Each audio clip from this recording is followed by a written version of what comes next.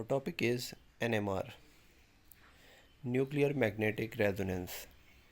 Nuclear Magnetic Resonance spectroscopy के nucleus के साथ मैग्नेटिक फील्ड का इंटरेक्शन एंड देन हमने उस ऑब्जेक्ट को जिस न्यूक्लियस के ऊपर मैग्नेटिक फील्ड फॉल की जा रही है उसकी स्पेक्ट्रोस्कोपी निकाल रहे हैं, यानी कि उसका स्पेक्ट्रम चेक किया जा रहा है और हम उसके शेप के बारे में जानना चाहते हैं।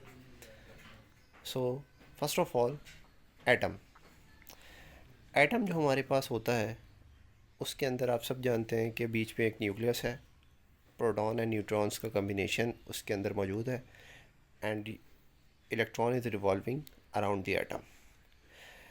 Electron is revolving around the atom and performing spinning motion, और इलेक्ट्रॉन जो है वो साथ में स्पिनिंग मोशन भी परफॉर्म करता है। लेट्स से कि ये एक इलेक्ट्रॉन है और ये इसका एक्सिस ऑफ रोटेशन है, सो ये इस तरह से स्पिनिंग परफॉर्म करेगा। ये स्पिनिंग क्लॉकवाइज भी हो सकती है और एंटी क्लॉकवाइज भी हो सकती है। So this is clockwise and this is anticlockwise, right.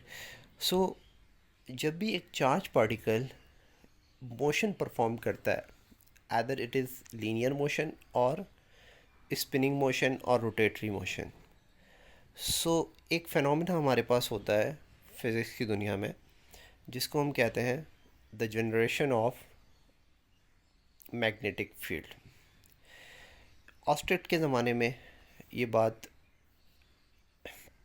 Prove हुई थी कि अगर एक वायर है उसके अंदर से करंट पास हो रहा है, I current, so there is a magnetic field around the wire and then Ampere ने उस मैग्नेटिक फील्ड की क्वांटिटी को फाइंड किया था, और जो कि फेमस एम्पियर्स लॉ आप फिज़िक्स में पढ़ते हैं। सो यहाँ पे सबसे पहले हम डिस्कस करते हैं कि अगर एक इलेक्ट्रॉन स्पिनिंग मोशन परफॉर्म करेगा तो क्या उसके साथ क्या क्या हो सकता है। सो लेट्स से ये एक इलेक्ट्रॉन है और ये इलेक्ट्रॉन स्पिनिंग मोशन परफॉर्म कर रहा है which is anticlockwise, right. So anti clockwise जब स्पिनिंग मोशन परफॉर्म हो रहा है, अब यहाँ पे हम एक रूल लगाते हैं और इसका नॉर्थ और साउथ आइडेंटिफाई करते हैं। सो फर्स्ट ऑफ ऑल, अगर एक वायर में से करंट फ्लो हो रहा है तो उस करंट को हम क्या समझते हैं कि कौन से चार्जेस फ्लो हो रहे हैं। तो आंसर है हम कन्वेंशनल करंट की डायरेक्शन लेते हैं। करंट की दो टाइप्स होती हैं, एक कन्वेंशनल और एक इलेक्ट्रॉनिक करंट। सो हम कन्वेंशनल करंट को देखते हैं। So conventional current always moving from positive to negative, और जब ये पॉजिटिव से नेगेटिव मूव करता है तो अब आपने जस्ट जो है क्या करना है कि अपना जो थंब है राइट हैंड का उसको इस करंट की डायरेक्शन में रखना है एंड देन फिंगर्स को रोटेट करवाना है। सो आई होप अगर आप समझ पाएँ इस बात को, तो जब आप फिंगर्स को रोटेट करेंगे तो कुछ इस तरह की कंडीशंस बनेंगी कि ये आपको इस साइड इस तरह एक रिंग बनता हुआ नज़र आ रहा होगा, यानी कि फिंगर आप अपने थंब को इस डायरेक्शन में रखें, ठीक है, अपवर्ड डायरेक्शन में, एंड फिंगर्स को रोटेट करवाएं तो ये किस तरह से एक रिंग बनेगा। तो ये हमारी मैग्नेटिक फील्ड की डायरेक्शन होती है, और ये जो थंब होता है ये डायरेक्शन ऑफ करंट बताता है।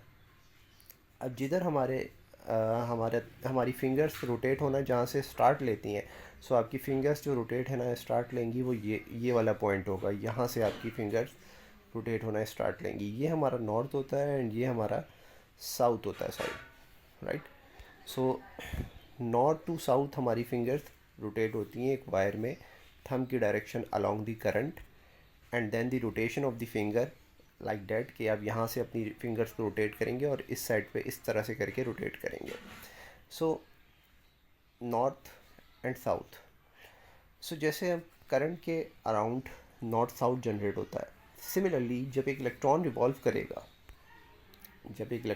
करेगा तो आपने क्या करना है कि इस साइड पे अपना थंब रखना है, एंड थंब रखने के बाद अपनी फिंगर्स को कुछ इस तरह से रोटेट करें कि जिस तरह से ये नॉर्थ और साउथ रोटेट हो रहा है। थंब जो हमारी डायरेक्शन इंडिकेट करेगा फॉर द इलेक्ट्रॉन वो करेगा साउथ की डायरेक्शन, राइट, क्योंकि ये चार्ज नेगेटिव है। जब भी हम नेगेटिव चार्ज पे ये रूल लगाएंगे और अपनी फिंगर्स को इस तरह करके रोटेट करेंगे तो एक्सिस रोटेशन जिधर आपका थंब होगा रोटेशन की बात, तो वो थंब की जो डायरेक्शन होगी वो आपको साउथ इंडिकेट करके देगी। सिमिलरली अगर ये एक इसका एक्सिस रोटेशन अगर हम थंब को डाउनवर्ड रखते हैं तो आपकी फिंगर्स अब इस तरह से रोटेट हो सकती हैं। ये राइट हैंड की बात हो रही है। सो राइट हैंड से परफॉर्म करके देखिएगा कि इस तरह से आपने जो है वो जब इसको रखेंगे तो जो आपकी थंब की डायरेक्शन होगी वो साउथ को इंडिकेट करेगी। सो नॉर्थ टू साउथ जो आपका एरो है वो नॉर्थ से साउथ की तरफ जा रहा है। ये आपका नॉर्थ है टिल, एंड ये आपका साउथ है। सो कंक्लूजन इज़ कि जब भी एक इलेक्ट्रॉन रिवॉल्व करता है तो उसके राउंड अबाउट एक मैग्नेटिक फील्ड जनरेट हो जाती है, and the angular momentum of this electron is under root S into S plus one H over two pi whole square. So ये हमारे पास एंगुलर मोमेंटम का फार्मूला होता है, जिसके अंदर एस जो है वो हमें स्पिन क्वांटम नंबरों के बारे में बताता है कि एस आपका इसका टोटल स्पिन क्वांटम नंबर है। इस स्पिन क्वांटम नंबर की वैल्यू या तो हाफ हो सकती है या फिर इसकी वैल्यू माइनस हाफ हो सकती है। अब अगर हम एक बात करें कि एक पॉजिटिव चार्ज है, अब पॉजिटिव चार्ज कहाँ होता है, तो आंसर है पॉजिटिव चार्ज आपकी न्यूक्लियस के अंदर मौजूद होता है। और अगर एक पूरे न्यूक्लियस की बात करें वो पॉजिटिव चार्ज को लेकर रोटेट कर रहा है, सो अब इसके ऊपर हम यही रूल लगाएंगे कि जब आप फिंगर्स को रोटेट करेंगे इस डायरेक्शन में और थंब को रखेंगे ऊपर की तरफ, तो ये आपका नॉर्थ होगा और ये आपका साउथ होगा। So the conclusion is a rotating nucleus is behave like a tiny magnet, कि जो आपका एक रोटेटिंग न्यूक्लियस है वो एक टाइनी मैग्नेट की तरह बिहेव करता है। अब न्यूक्लियस भी रिवॉल्व करता है, न्यूक्लियस भी रेवोल्यूशंस परफॉर्म करता है। जिस तरह इलेक्ट्रॉन एक स्पिनिंग मोशन परफॉर्म करता है, इसी तरीके से न्यूक्लियस भी अपने एक्सिस के अराउंड भी रोटेट करता है। ये बात अंडरस्टूड है कि हर पार्टिकल इस कायनात की जो स्मॉल पार्टिकल से लेकर हाईएस्ट पार्टिकल जो प्लैनेट्स हैं, स्टार्स हैं, जो अभी तक हमने गैलेक्सीज हैं, वहाँ तक हर object, every object performing two types of motion.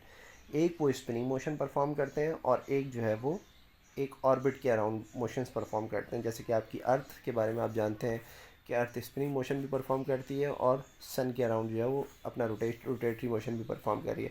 इस तरीके से सन जो है वो अपनी गैलेक्सी के साथ जो है वो कनेक्टेड है, एंड देन वो गैलेक्सी जो है वो किस रिवॉल्व भी कर रही है। अब वो किसके अराउंड रिवॉल्व कर रही है वी डोंट नो, ये हमारे स्कोप से बाहर है।